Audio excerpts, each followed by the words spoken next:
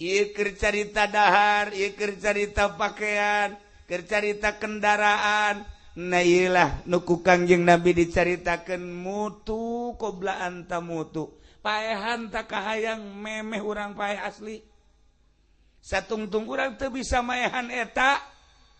Urang moal aya kangeunahan berhadapan jeung Allah kahalanganlah ku eta. Para jamaah kaum muslimin wal muslimat rahimakumullah, sedangkeun paeh jelas bapak urang geus maot, bapak kolot urang geus maot, uyut geus maot, mang urang, uwa urang geus maot, adik urang geus maot, bahkan anak incu aya nu geus maot. Urang ge pasti jasa moal kembang boade paeh. Ku ayana sakitu paehan heula ku urang kahayang urang.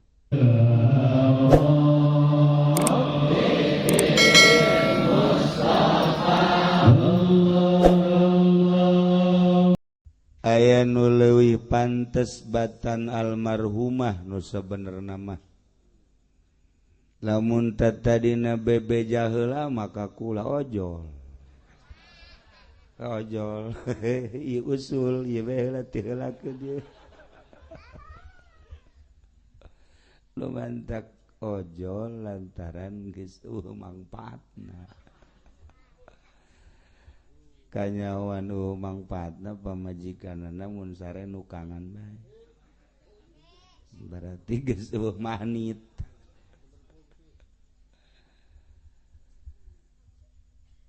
Tapi kulantaran urusan maut mah urusan Allah. Aya nu kolot tur geringan bae. Angel ka paeh. Teu paeh-paeh incuna geus menta cai deui. Teu paeh-paeh. Aya anu dipake karesep jasa ku urang lantaran calon pamajikan urang, kabogoh urang. Sabinggu deui rek dikawin ku urang. Kageleng kareta. Paeh. Maot. Nah ieu urusan maot. Rarasaan urang-urang ge lila keneh jasa ka maot. Ai kamari ajengan Syihab dipako haji teh magrib masih biasa keneh, isya masih biasa keneh. Kunaon ai subuh aya undangan maot. Ternyata jam 3 teu muryang deui maot. Ai ieu mah Haji Pendi geus kebel paehna. Geus kebel sebenarnya mah. Maksudna bobogan. Geus kebel teh hirup-hirup.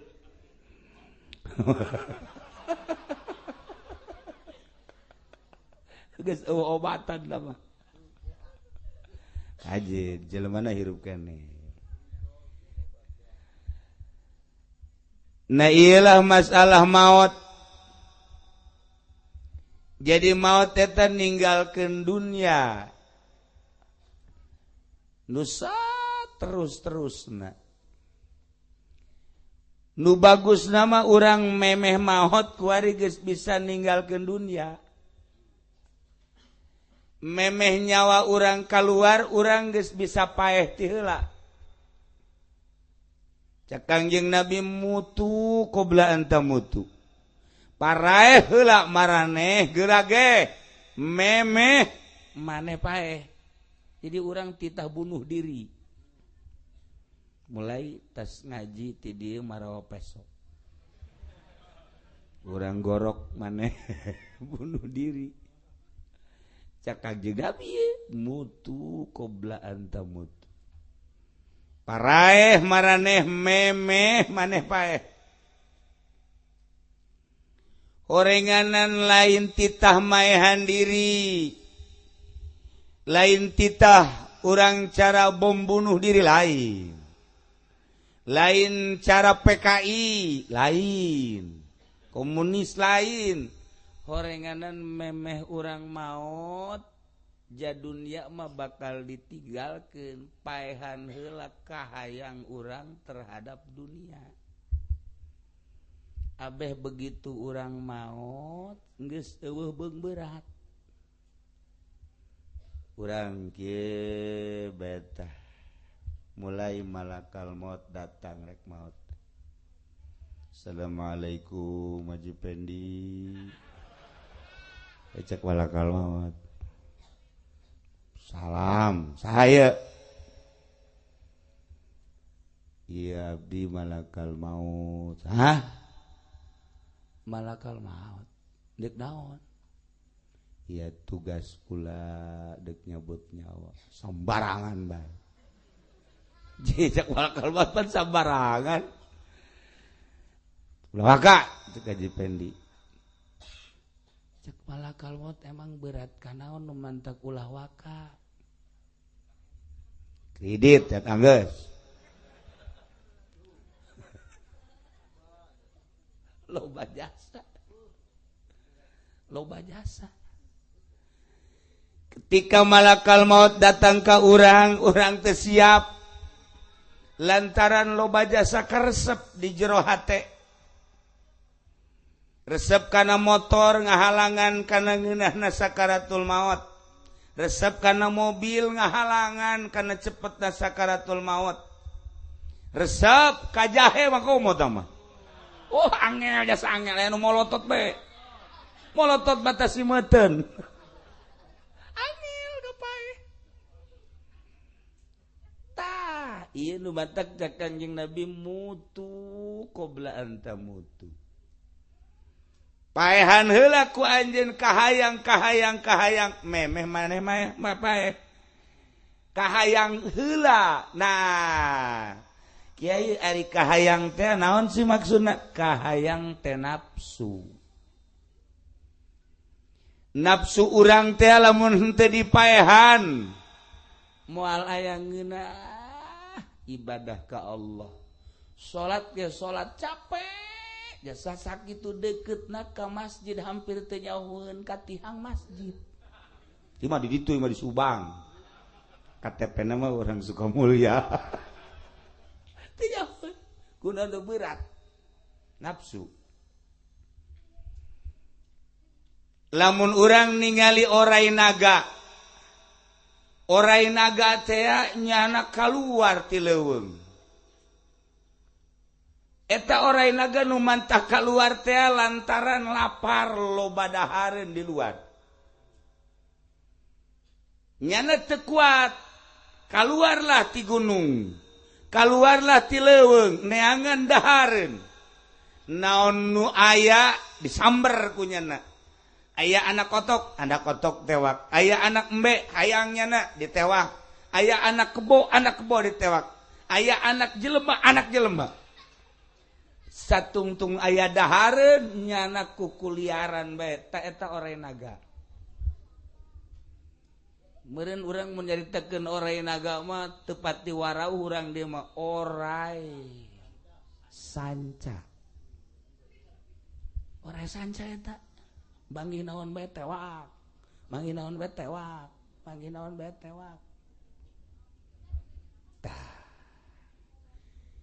Nafsu urang ge nafsu urang ieu. Nafsu urang lamun nafsu urang lapar nyana kaluar. Set bentukna kos Haji Pendi gitu. Bentukna eta nafsu. Orai. Ngan ngabentuk kos nyana orai geus sarua. Ieu orai saca. Ieu tuh orai belang, nu belah ditu koros, nu belah dieu mah tu orai.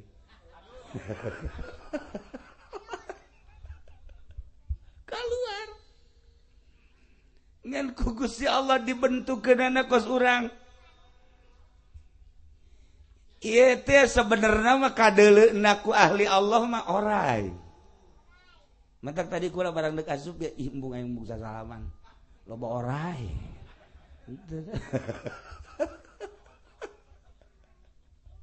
Kumaha eta orai? Orai teh keluar lantaran di dia aya cau. Jadi orai neangan cau. Tadi ieu tah orai geus bat biasa cau. Iya, komo gitu ka itu. Di imah kula keneh. Di imah kula keneh geus nyatuan beta orai. Terus bae mun teu disingkirkeun, heuy, atuh terus bae. Datang ka kuari orai. Ya Allah, ya Rabb. Tuh. Nyana menganggap normal we kos gitu teh. Tah ieu orai. Naon anu bikahayang ku orai direncanakeun.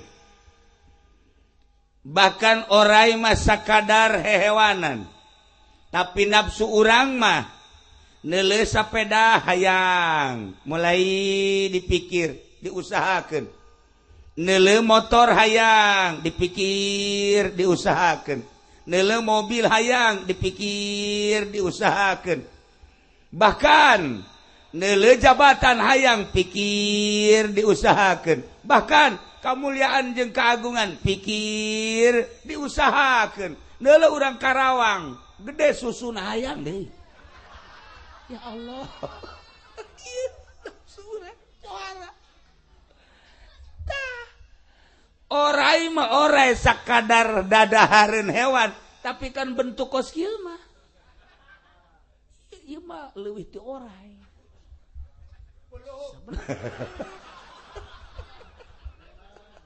Ya orai. Masya Allah karim.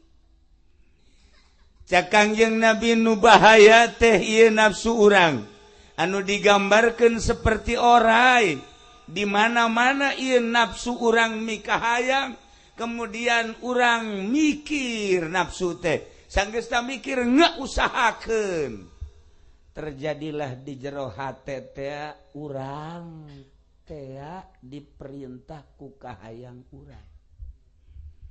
Tertelaklah di hati urang gambaran nu dipake kahayang ku urang.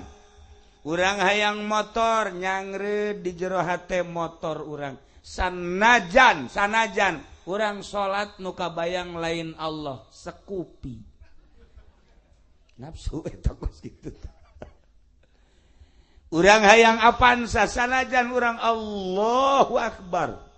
Allahu Akbar salat tetep apansa aya bae di hati. Bahkan urang hayang kawin deui jeung nu ngora. Duit aya urangna atuh gagah mulai usolli sunnatad tahajjudi lijahe Allah. Dia tadi geus lain deui. Wiridan lagi wiridan geus lain wiridan sholawat. Wiridan lagi nu kadange ku celikula bangsa orai kos kieu ya goniyu ya goniyu ya goniyu agnini agnini agnini ya goniyu agnini ya goniyu agnini bihalalika an haramika ya goniyu ya goniyu ya goniyu ya goniyu ya goniyu. Eta angin wiridan teh angin wiridan kan ka dieu tah. Kadenge naku bangsa orai deui mah pajar sholawat, pajar wiridan. Kadenge mah bagus-bagus amat eta wiridan. Ya sholawat naria, sholawat munjiat. Doa-doa ti Kangjeng Nabi. Ternyata horegadan kaambeuna ku malaikat mah ketika aya bacaan-bacaan anu lain lillah eta teh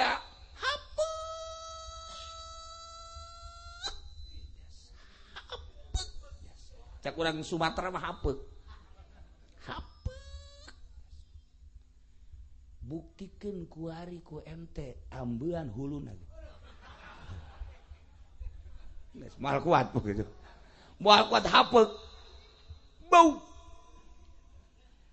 Eta teh desakan-desakan kolbu. Hate urang anu pinuh ku kahayang. Nah, ieu kaambeuna sebenarnya mah bau. Numantak malaikat anu murni anu suci nu teu aya berbau duniawi. Eueuhnya nama lain awewe, lain lalaki, teu dahar teu nginum teu sare, bersih. Ngambe potongan orai kos kieu hapeukeun nyana. Cak orai aing teu betah cak malaikat sebenarnya aing teu betah mun lain tugas mah. ngan tugas we nya di sisi digigir kamu malaikat ieu mah geus bebeja ka kula ge babit bae cenah kiai ulah waka main pamit bae ulah waka terus bae ulana satungtung aya napasan mah terus bae hapekeun malaikat ulah ning malaikat para aulia Allah anu geus bisa mutuskeun kasenangan dunia bakal kaambe jelema nafsu-nafsuna hangit bau jeung sajabah-sajabana. Gitulah para jamaah kaum muslimin wal muslimat rahimakumullah. Maka ketika urang hayang nyaho nafsu urang hayang nyaho ye. Nafsu urang si datang ka mana leuletikanana hayang nyaho nafsu. Nafsu kan ngomong. Emang nafsu teu ngomong-ngomong contoh engke tanggal 9 urang puasa Tasu'a. Tanggal 10 ngaranna puasa Asyura. Tanggal 9 teh Muharram poe naon? Sih lu bener atuh ngomong ieu. Lu bener ya, salan teh. Hah? Lu bener salan teh sih. Sieun teluk itu mah kos itu karena digetak sakitu ge sieun. Poe naon? Benar.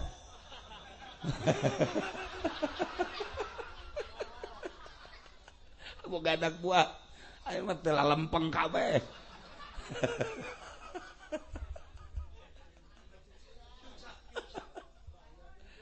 Urang tanggal hijina poe Kemis, Jumat, Sabtu. Nah, jadi tanggal 9 Tasu'a puasa. Tanggal 10 Asyura. Muharram. Ieu mah lain nyaritakeun naon geus biasa puasa mah geus nyaraho kabeh gitu. Teu dibejaan ge atuh tilok puasa ieu.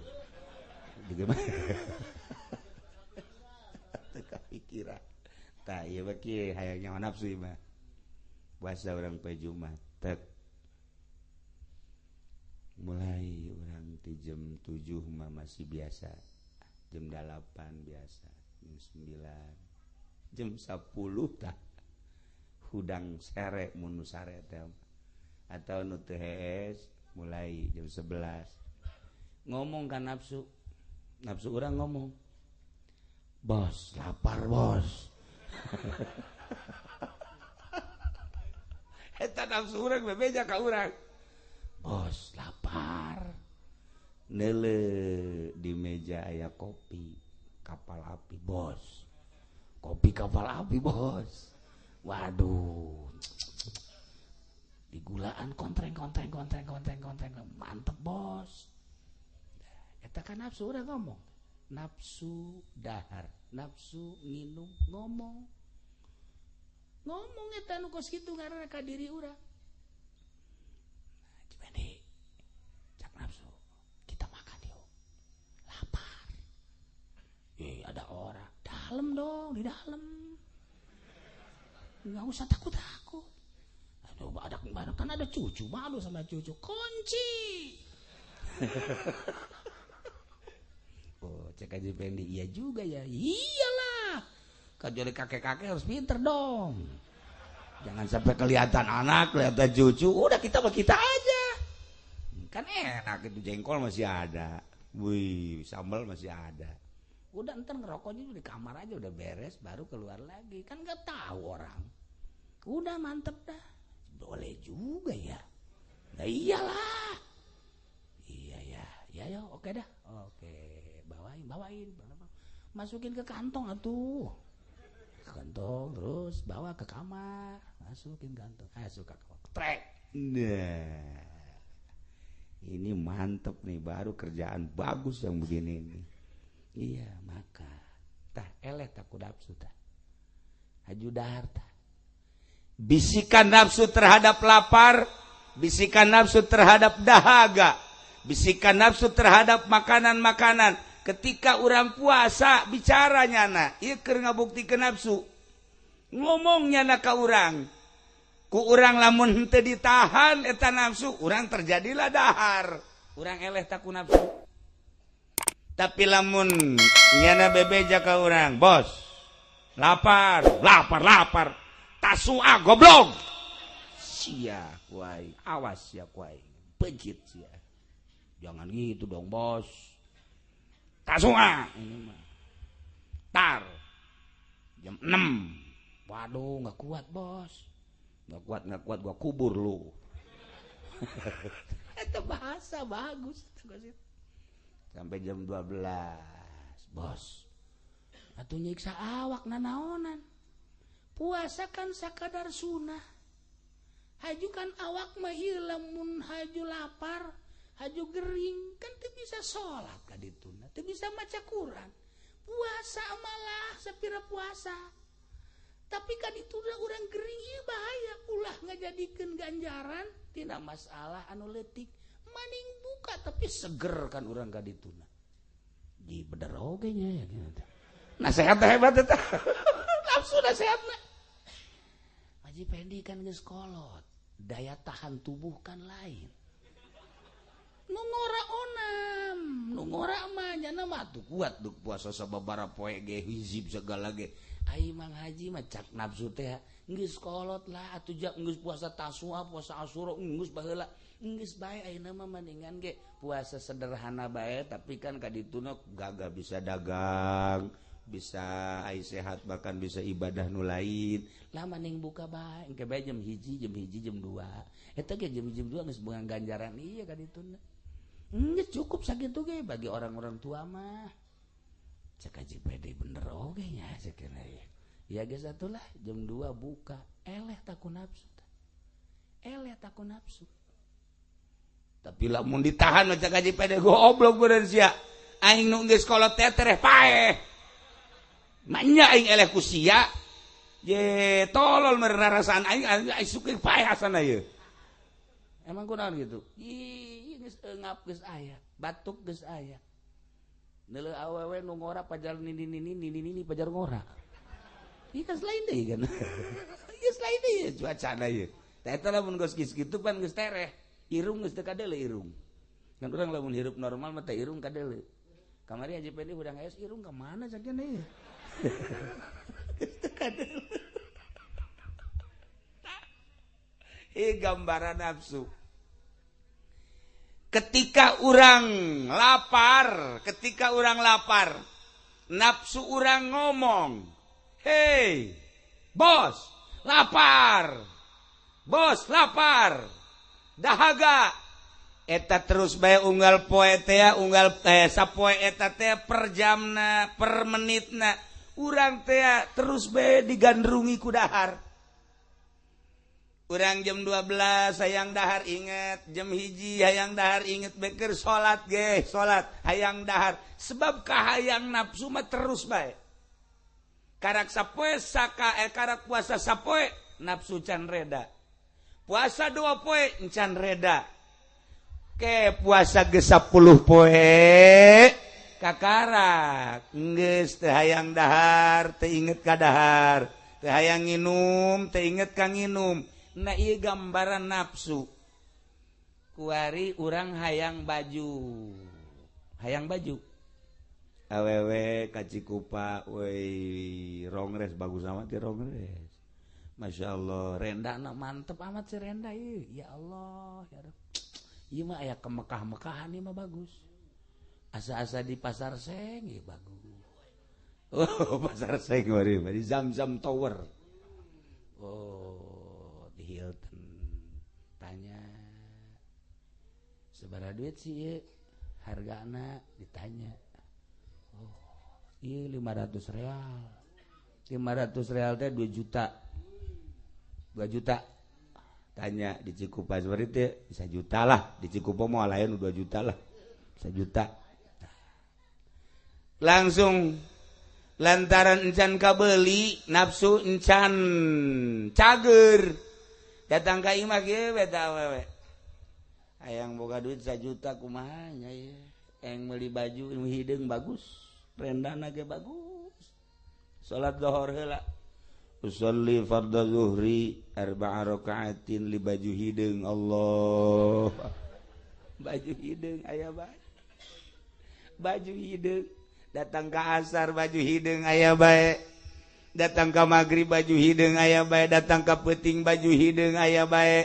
Nah ieu nafsu teh kababawa bae.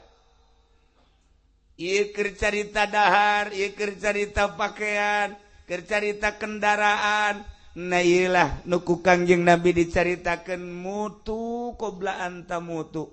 Paehan tak kahayang memeh urang paeh asli. Satungtung urang teu bisa maehan eta. Urang moal aya kangeunahan berhadapan jeung Allah kahalanganlah ku eta. Para jamaah kaum muslimin wal muslimat rahimakumullah, sedangkeun paeh jelas. Bapak urang geus maot, bapak kolot urang geus maot, uyut geus maot, mang urang, uwa urang geus maot, adi urang geus maot, bahkan anak incu aya nu geus maot. Urang ge pasti jasa moal kembang boade paeh. Ku ayana sakitu paehan heula ku urang kahayang urang. Nu jadi bahaya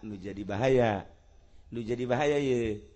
Ieu kahayang ku urang dituturkeun terus sehingga urang lain dititah ku Allah, dititah ku kahayang. Lamun urang geus dititah ku kahayang urang, engke bakalna ka maca-maca Quran ge dititahna ku kahayang lain ku Allah. Wiridanana ge dititah ku kahayang mah geus lain deui. Urang boga kawauh urang cisoka gelis. Biasa gelis-gelis teh cisoka lah. Tapi kan bogo. Urang bogo ieu. Bogo. Ditanya ku urang nyiduhannya.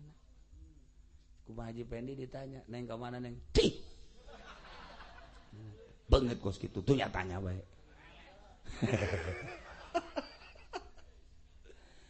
Awas sakadi Pendi ai isuk wae sia, tanya deui wae. Bener isuk aya deui liwat, tanya deui. "Neng ka mana neng?" "Ngaca." Ambo. Sial teh cak Haji Pendi. Emang aing teu boga guru kitu di Cisoka. Nah, nista maja utama. Langsung isuk. "Neng, naon neng?" "Heh. Udah sok tanya, mun kulit putih meunang. Ai hidung leteng gitu mah naonan?" Masya Allah, cak Haji Pendi datanglah ke Kiai di Cisoka dibere wiridan. Idza qala Yusuf li abihi ya abati inni ra'aitu ahada asyara kawkaba wa syamsa wal qamara ra'aituhum li sajidin.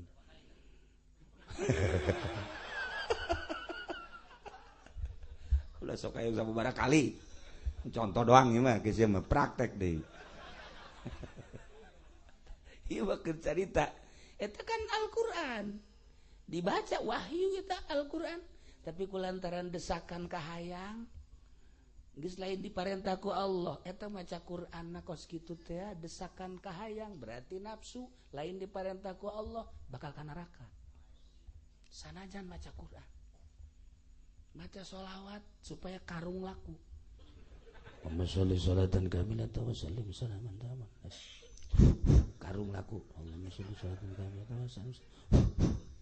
Eta kadengin nama sholawat. Padahal mah lain atas perintah Kangjeng Nabi, lain atas perintah Allah, atas perintah kahayang, yakni nafsu. Tah eta teh maca sholawatna doraka. Nemantak kukula diajak bae di ulah supaya ka neraka sebenarnya mah. Deukna ka neraka bae. Ngolosot bae ngolosot dasar orek koros benernya.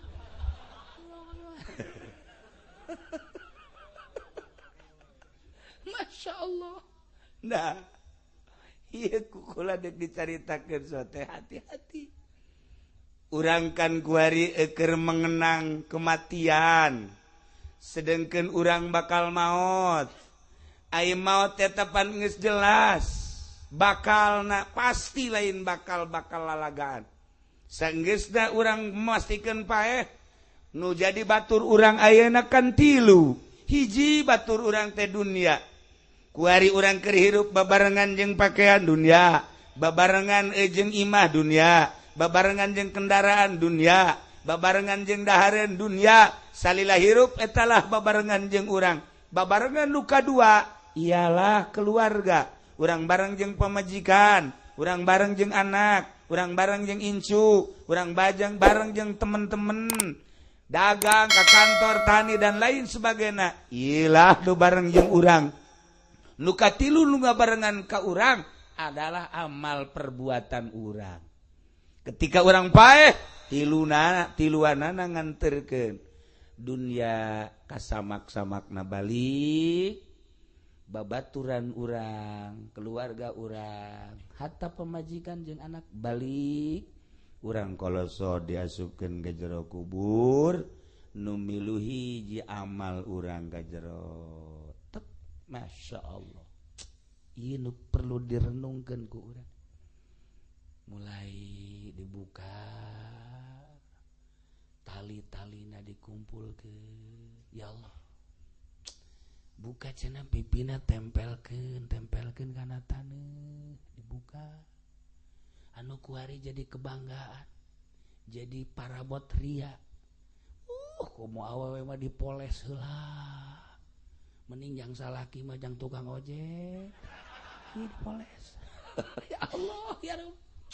Dipoles, dimimiti putih, datang ka semu hideung, datang ka hideung, datang ka beureum deui. Kos Muhammad Ali ditinju. Ieu pipi jadi kebanggaan. Tah, aju dibuka, tempelkeun ka taneuh. Masya Allah kari. Ieu kudu direnung-renung ku urang. Ida cenah ieu tongtotkeun. Geus beres. Gelungna gelung. Gelung. Bacaan inna anzalna. Gelungna bacaan inna anzalna. Anu kamari awak urang lantaran urang mah pejabat teu meunang salah. Kasur ge kudu spring bed bae.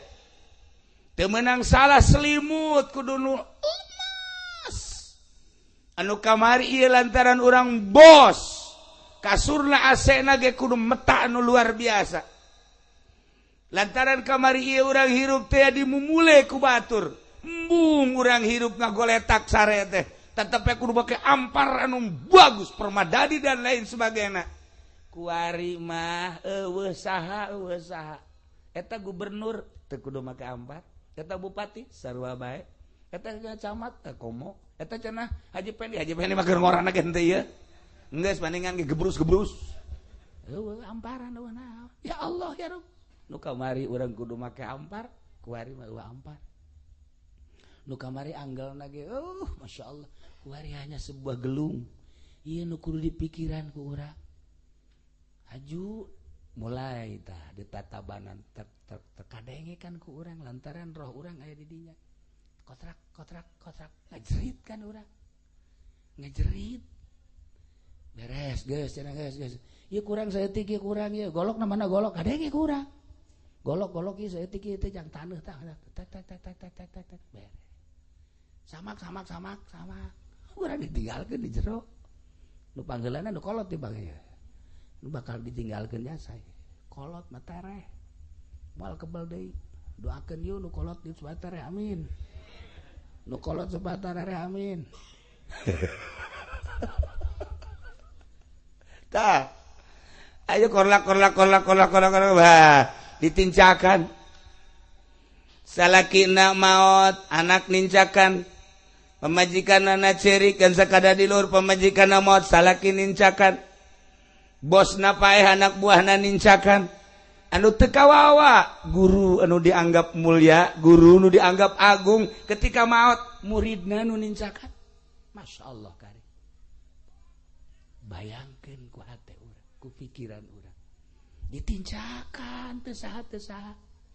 Selesai balik. Urang ditalkinan. La ilaha illallah wahdahu la syarika lah.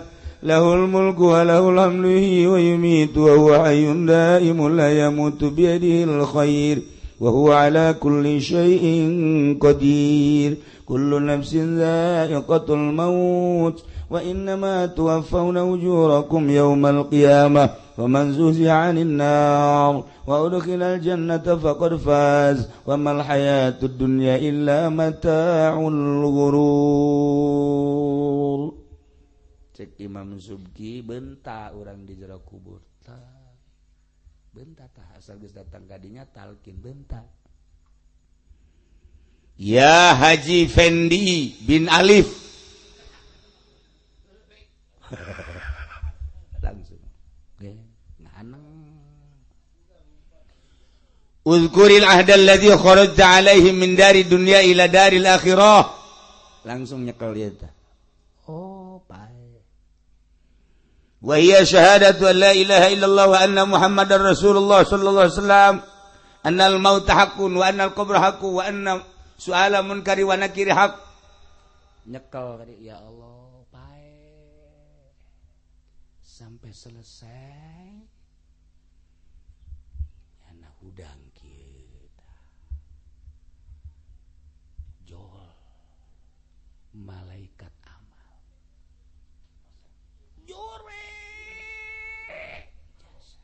jore jasa hidung matana molotot ceuli ngaluarkeun amunisi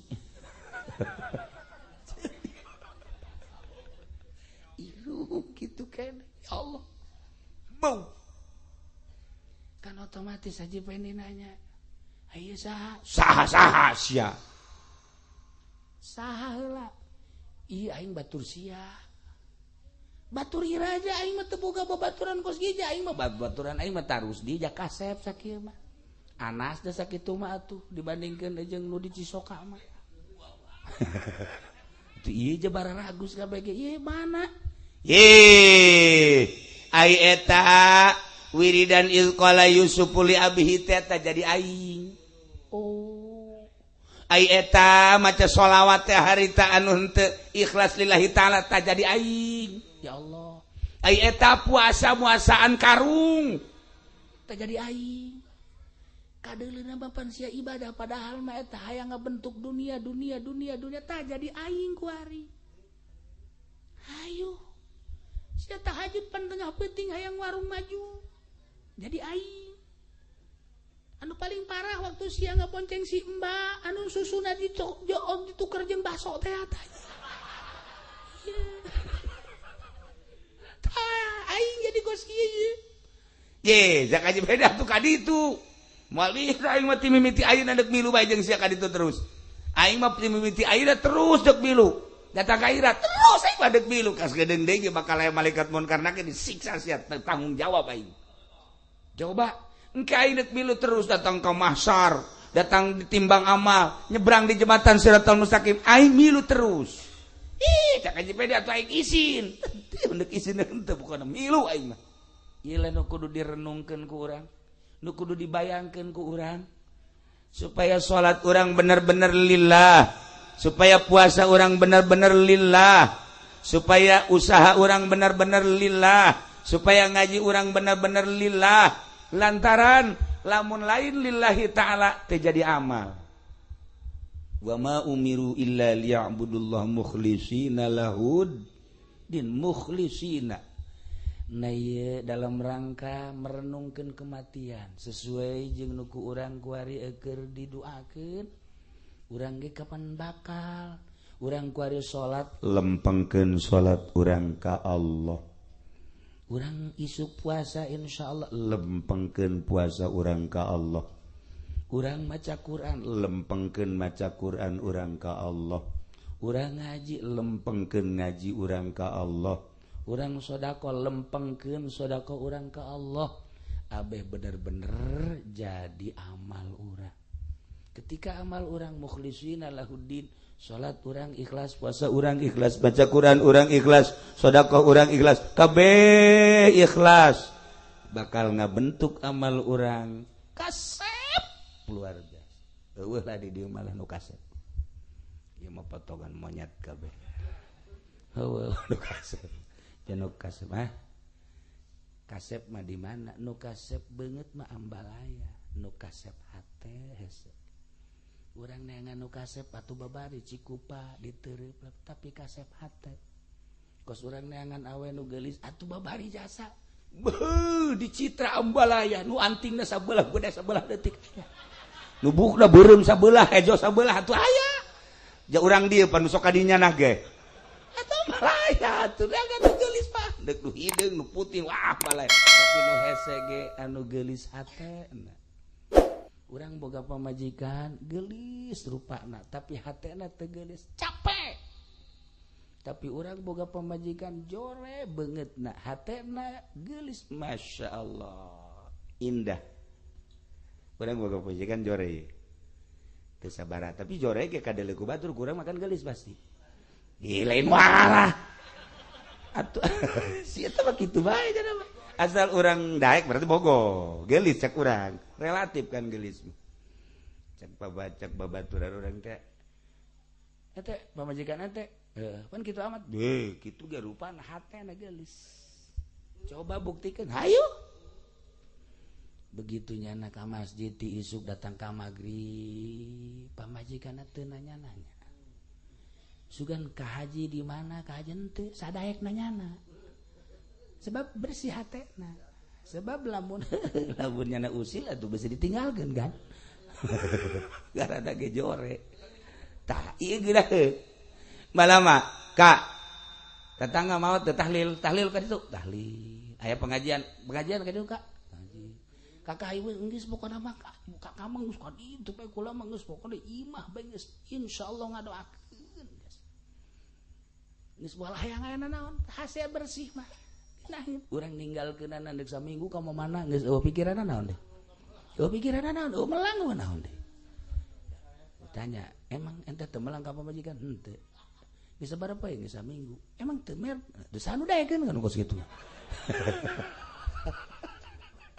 orang dah tenang pemajikan bebas geunang eta geulis hate coba orang boga pemajikan geulis urang ninggalkeun ka karag sapedeng aya saha di imahnya waduh asana cocodot ya bahaya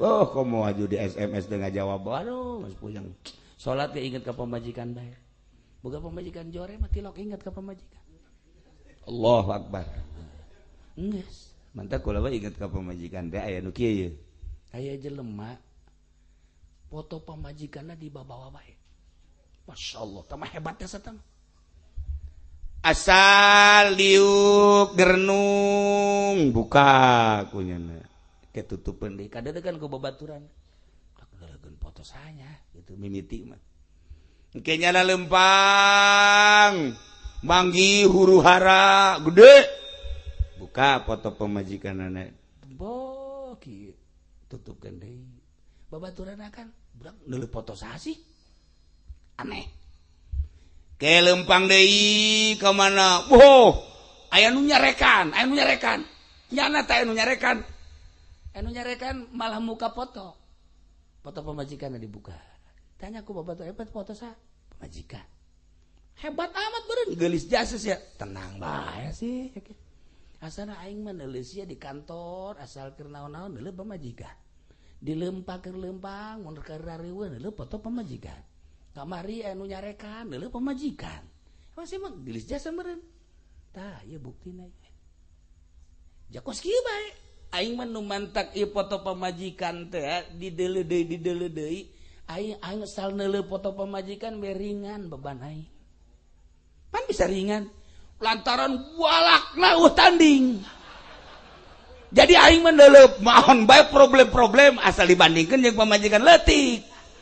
Cak janatan matak aing kamari dicarekan ke ku jelema bandingkeun jeung panyarekan pamajikan aing. Wah nanaonna tenang aing. Tah eta mah pamajikan. Eta pamajikan teh lamun galak kos kitu. Tereh sugih urang ieu urang suka mulia aya tereh sugih coba ge urang lamun boga pemajikan cara ricing cicing angel ka sugih pemajikan galak mah urang ta subuh hees di depak wah subuh hees eleh ku kotok atuh aduh salaki geus kieu bae mulai gojek aing lah cek deui tah eta hebat da datang itu jam 10 pemajikan geus kieu bae jam 10 geus datang can wayah datang batur ge nu ka kantor ka macan lain teh ini teh amau mudah pemajikan pohara ya pemajikan ieu mah lamun pemajikan galak dua mun teu sugih kolok sun urang inget ka Abah almarhum aya santri datang Waalaikumsalam saya geus kawin geus bah mana pemajikan saya itu mas bagus alhamdulillah ku Abah didoakeun ieu mah kula nu mantap pemajikan kula dibawa ka dieu ieu kula rek bebeja ka Abah minta doana doakeun ku Abah lain kitu bagala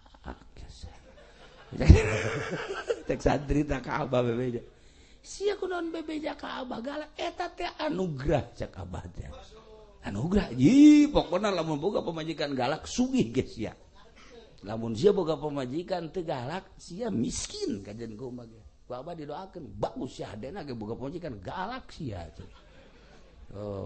menang datang di 5 tahun bebe jadi ka Abah alhamdulillah bah kula sugih bener bah ngan kitu ge teu boga awak kula bah hai sugih motor boga warung gede ngan teu boga daging bah kajen geus penting mah sugih becak apa la iyalah para jamaah kaum muslimin wal muslimat rahimakumullah renungan dalam rangka matang puluh ieu lantaran ieu urang ge sarua bakal maot sedangkeun nu kabawa ka kuburan hanya amal sing hade dalam rangka ngalaksanakeun amal perbuatan ibadah urang geus puguh nu lain ibadah bakal nganiaya di jero kuburan terus datang ke akhirat anu berbentuk ibadah ge lamun teu ikhlas sakumaha tadi dorongan-dorongan kahayang lain atas perintah Allah dorongan-dorongan nafsu lain atas perintah Allah ieu ge henteu jadi amal. Nah kiai kumaha supaya urang bisa supaya lempeng ibadah ka Allah kudu nganyahokeun diri urang di awak urang aya 4 lapis lapisan kahiji sodru disebut dada lamun imah mah ieu adalah pelataran lamun pelataran kan diharapna kekembangan aya kotok ge aya kadang soang ge aya di dada orai ge aya orai nomor kedua di jero dada aya kolbu teh aya kolbul jismani ngaranna jantung ieulah seluruh aliran-aliran darah bakal mengalir di jantung ketika sehat jantungna sehatlah awakna ketika gering jantungna geringlah awakna tapi aya deui kolbu teh kolbul batini nur ilahi di dieu aya di jero kolbu di jero kolbu nu jerona deui aya fuad ngaranna eta di jero kolbu teh aya fuad secara maknawi ieu geus leuwih jero nu paling istimewa aya lub di jerona bentukna eta keneh eta hiji bentuk zahirna jantung di jero aya nur ilahi kolbu di jerona deui aya fuad di jerona deui aya sirrul asrar urang teh ieu kuari jadi jelema ieu urang lolobanangan sakadar datang ka dada doang ngan datang ka dieu doang ibadah ieu nah lamun ngan datang ka dieu doang wayahna kudu lobakeun ngaji wayahna loba hudang ti peti hudang beh hudang ulah waka kumaha insyaallah urang asal jam 2 hudang jampena ieu mah supaya kabawa paeh pan urang bakal paraeh urang asal jam 2 beh hudang ulah waka ibadah ulah kieu ngarokok lah ngarokok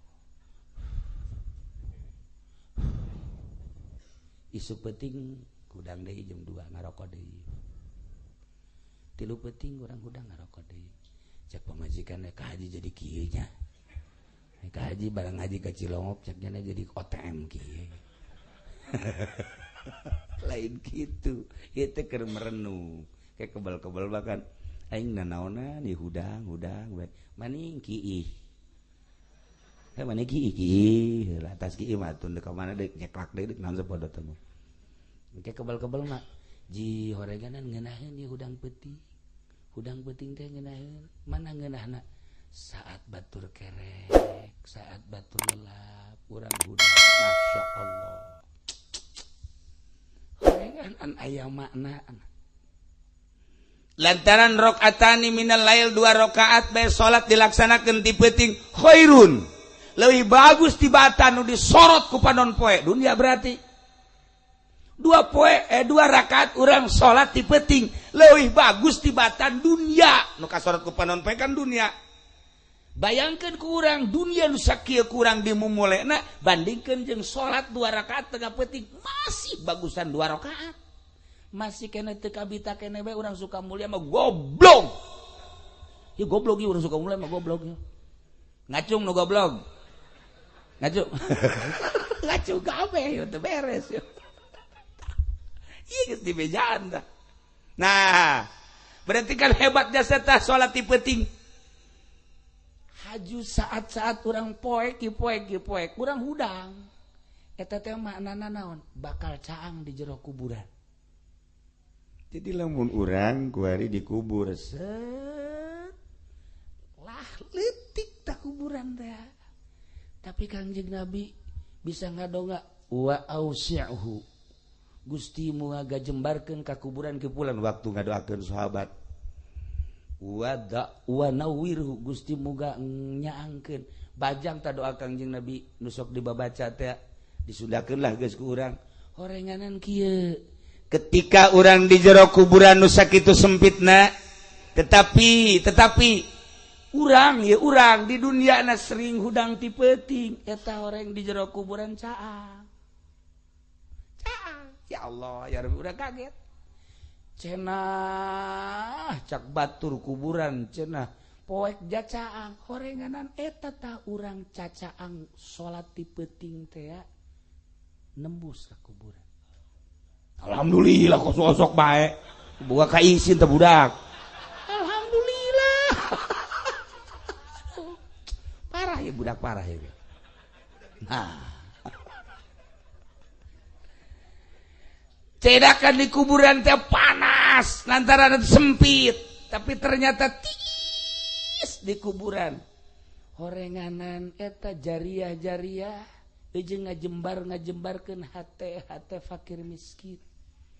Ketika yatim piatu sakedeung deui ye ketika yatim piatu dedeleuannyana batur mah baragus pakaianana jaboga bapa aing mah henteu ketika batur dahar daging ngadahar lalaun nu sakitu lobana pantes janyana mah boga indung bapa aing mah henteu ketika batur mah seserian jeung indung jeung bapa jeung kakak jeung sajabana ja aing mah henteu boga hirup nu ngelan sorangan lihat ragap teu aya hayang dahar ngeunah hese hayang pake bagus hese kan komo kendaraan mah geus hiji ngagantung ilah yatim piatu ngaranna ketika ku urang dibere duit ceng ieu tah nya neuleunyana saha ieu masyaallah ieu mah Haji Pendi mohon barang dideuleu 1000 tak ku galedeg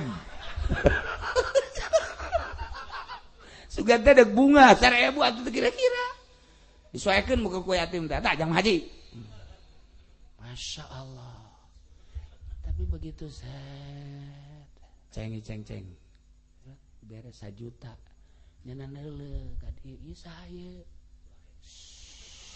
kula kena di mana ulah yang nyaho ieu si Mama Haji urang dieu Masya Allah Mama Haji mudah-mudahan dibere jembar Mang Haji mudah-mudahan dibere sugih mudah-mudahan dibere bisa kawin deh mudah-mudahan kadai ku pamajikan tah kitu mah lulu nah ieu kajembaran hate yatim kajembaran hate fakir miskin anu teu tadina sempit jadi jembar rasakeun ke di jero kubur mun teu percaya paeh ge teu lagi.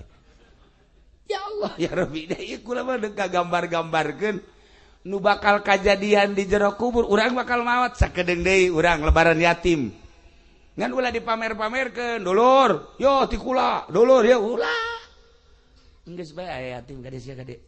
Boga teteh henteu sia. Aya cek ada teteh sia geus gede umur 17. Jakeun ka hajinya. Ya jang sia. Neraka deui bae eta. Nyogok teh ngaranna. Bere yatim keur mejeuna hate ana mangkerut dibere ku urang jembar jadi kajembaran di jero kubur. Cak batur sempit lega. Miskin. Aduh, geus kieu bae nya. Kunaon, Mang? Anak gering, pamajikan gering, mah bocor. Dahar teu boga beas. Nah, karera beureun. Ye. Ulah kitu mah. Aing ge cenah wara rese jasa dagang teu maju-maju barang presiden ieu jadi kos kieu cek nya. Atuh kudu nyalakeun presiden. Atuh biasa bae sih, Mang. Ye, geus ulah ngomong mah. Jadi aral gitu, Mamang. Ye, tak 5 juta. Hah? 5 juta ngageter cenah kos lilingeun. Iya saya, Maji Pendi ya. Masya Allah, Maji Pendi 5 juta mere.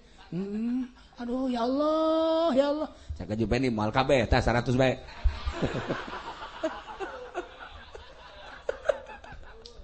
Pengkhianat. Pantes potongan cek kena kos kieu. Geus tek paeh ti heula cek. Wah, geus bener. Ampak-ampakan mu kono. Nah, ini mah kos kitu ka masjid ge kos kitu nya mah. Ka masjid ge pernah 100.000. Tah, wah. Dicokot kembali 90. Geus biadab jasa sempit pasti kuburannya sempit. Sempit atuh, udah DKM ge jadi sempit pikiranna. Anu bagus mah tah, lihat. Ye, mah haji 100. Tah 500 gen jembar. Lega kuburan. Begitu diberes 100.000 tah ka DKM. Kembalian. Sempit deui kan? Sempit. Dijamin sempit lah kuburan. Ieu gambaran-gambaran gade. Ya ketika poek di jero kubur ternyata ku hudang peuting jadi caang. Yakinkeun. Ketika sempit di jero kubur, urang bisa ngajembar-jembarkeun yatim piatu, ngajembar-jembarkeun fakir miskin, bakal lega kuburanana. Dan lain-lain tiis bakalna ketika urang mere jariah ke masjid, tiis aya ASEAN. Lamun mere kipas, leutik we kipas da anu sasada teh war di masjid pan sok aya tah war. Eta mangke leutik di jero kuburanna lah sagede liang jarum ge henteu. Nyana ge kieu ieu tiis leutik amat. Jadi mau ditanya, saya leutik amat, atupan kur nu wer-weran teh sakeuna. Aduh atak lamun deuk jariah nu mantep. Nu paling bahaya deui.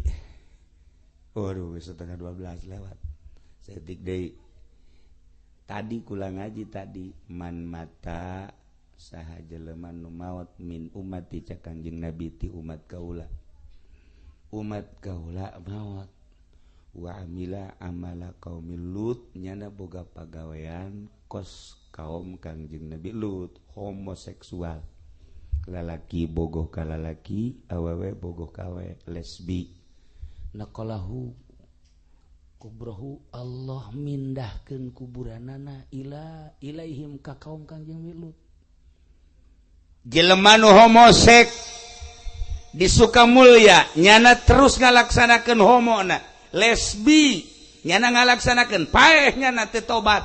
Sanajan dikubur di Sukamulya gali gerage setelah beres baralik gali deui moal aya di kuburan eta pasti dibawa ka ditu ke Sodom Yordania dihijikeun jeung kaum-kaum Kangjeng Nabi Lut. Masya Allah dihijikeun paeh di Cikupa hijikeun ka ditu abeh kumaha engke yusyaru yaumal qiyamah ma'hum bakal digiringkeun bareng di poe kiamat jeung kaum Kangjeng Nabi Lut. Ngahiji bae ka ditu.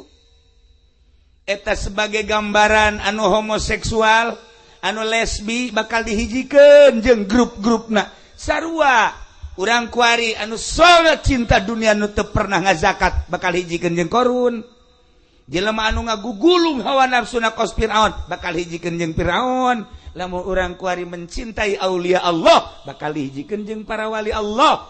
Urang sering maca sholawat ka Kangjeng Nabi, urang bakal dihijikeun jeung Kangjeng Nabi Muhammad sallallahu alaihi wasallam. Tinggal pilih di mana supaya orai-orai para raeh di jerona jangan lanjut di cerita orai ngan kulantaran waktu geus setengah 12 lewat maksudna aya orai di awak kurang supaya paeh kumaha carana ieu masih lila keneh masih kudu aya sajam 2 jam na deui lain tanggung paeh sia ieu dicukupkeun sakieu ieu bajang sakadar itibar bahwa kebenaran malam ieu malam 40 na ieu urang doakeun mudah-mudahan almarhumah Haja Iyat dihampura sakabeh dosana dilegakeun di kuburanana dijembarkeun di kuburanana dicaangkeun di kuburanana dibere kanikmatan kubur ku Gusti Allah Subhanahu wa taala nu ditinggalkeun dibere tawakal jeung salalabar urang kabehan mudah-mudahan husnul khotimah bi barakati ummil Quran al-Fatihah.